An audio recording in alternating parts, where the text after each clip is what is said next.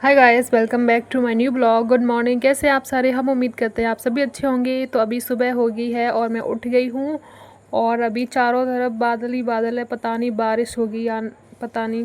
तो अभी तो सुबह है और मैं अभी उठ गई हूँ और कुछ खा लेते हैं अभी। तो आज हम नाश्ते में बना रहे हैं ब्रेड।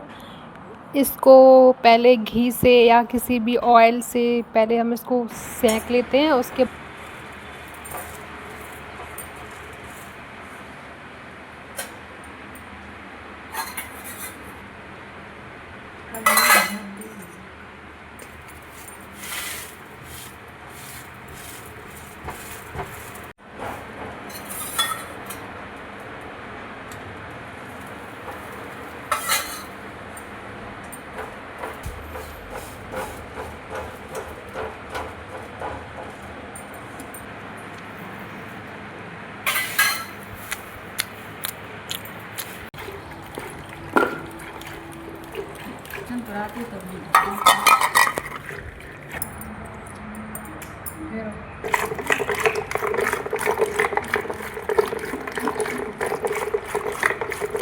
तेज बारिश हो रही है।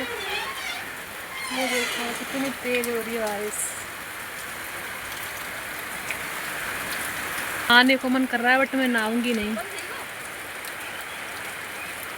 ये सामने देखना, ये देखो मैं नहा चुकी हूँ इसलिए, वरना मैं नहा भी लेती। फिर कभी बारिश होगी और मैंने नहाया नहीं होगा तो मैं ज़रूर नहाऊंगी।